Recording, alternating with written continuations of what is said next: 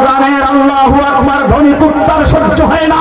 বোঝা গেল সেই বদরের যুদ্ধ থেকে এ পর্যন্ত যারা আল্লাহু আকবার ধ্বনিকে স্তব্ধ করতে চায়, আল্লাহু আকবার ধ্বনিকে বন্ধ করে যারা জয় বাংলা প্রতিষ্ঠা করতে চায়, তারা সেই আবু জাহেলের অনুসারী শয়তানের মতো পালাতে চায়। পালাতে গিয়ে পিছনের দরজা দিয়ে পালিয়ে হেলিকপ্টারে চলে তারপরে শয়তানের জঘন্য ইন্নামাল মুশরিকুনা নাজাসুন, মুশরিকের নাপাক মুশরিকের কোণে গিয়ে বসে পড়ে। ইসলাম জিন্দাবাদ, তাগুতের রাস্তা না ভেঙে দাও, চুরে দাও, তাগুতের রাস্তা না ভেঙে দাও, চুরে দাও, আল কোরআনের আলো বলে জানো। আলোচনা হচ্ছিল, আমাদের স্বাস্থ্য নাকি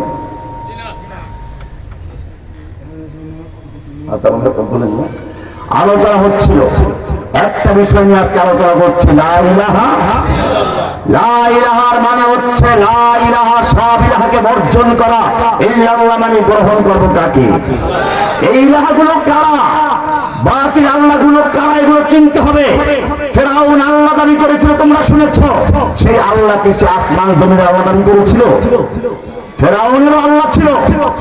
কোরআন পড়ো, ফেরাউনের দরবারের আলেমরা তাকে বলল, আতাযারু মূসা ওয়া কওমাহু লিয়াযারাকা ওয়া আলিহাতাকা, এই তুমি মূসাকে এবং তার মূসার কওমকে এই সুযোগ দিবে, সে তোমাকে এবং তোমার আল্লাহদেরকে বর্জন করবে, তোমাকে এবং তোমার আল্লাহদেরকে। তাহলে ফেরাউনের আল্লাহ ছিল, অনেক আল্লাহ ছিল। ফেরাউন কি ছিল? সে আল্লাহ দাবি করবে, সব আল্লাহ দাবি করেছে, কোরআনে আছে। فحشر فنادى فقال انا ربكم الاعلى, ফেরাউন তার দেশের লোকদেরকে বড় মাঠে জড়ো করলো, এরপর ঘোষণা করলো আনা রাব্বুকুমুল আ'লা, আমি তোমাদের প্রধান রব। শুধু এ পর্যন্ত নয়, কোরআন বলছে ফেরাউন বলল, মা আলিমতু মিন ইলাহিন গায়রি, আমি ছাড়া তোমাদের আর কোন আল্লাহ আছে বলে আমার জানা নেই। সে আল্লাহ দাবি করেছে। এরপরে সে বলছে, লা ইন ইত্তাখাযতা ইলাহান গায়রি, আমাকে বাদ দিয়ে যদি অন্য কোন আল্লাহ গ্রহণ করো, লা আজআলান্নাকা মিনাল মাসজুনিন, আমি সোজা তোমাদেরকে জেলে ঢুকিয়ে দিব। বোঝা গেল জেলে ঢুকার নতুন কিছু না। ফেরাউনরা কি করেছে? যারা ফেরাউনের ক্ষমতাকে চ্যালেঞ্জ করেছে, ফেরাউনের আল্লাহকে যারা অস্বীকার করেছে, ফেরাউনের আনুগত্য যারা অস্বীকার করেছে, ফেরাউনকে যারা মাবুদ মানে নাই, ফেরাউনরা যুগে যুগে তাদেরকে জেলে ঢুকিয়েছে, ঠিক কিনা? কিন্তু বিজয় হয়েছে কাদের? আমাদেরকে জেলে ঢুকায় নাই। কিছু লোক মেরে ফেলেছে, কিছু লোক বের হয়েছে, আমাদের পরাজয় হয় নাই। কতলে হুসাইন দার হাকিকত মরগে জিদ হয়, ইসলাম জিন্দা হোতা হয় হর কারবালা কে বাদ। ফিরআউন যে আল্লাহ দাবি করেছিল, কোরআনে পরিষ্কার বলা আছে, সে বলেছে আলাইসা লি মুলকু মিসর, এই মিশরের সার্বভৌমত্ব, মিশরের সব ক্ষমতা আমার নয়।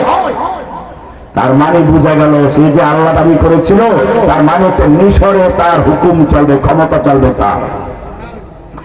মিশরের সর্বময় ক্ষমতা, কর্তৃত্ব সব তার চলবে, অন্য কার হুকুম চলবে না।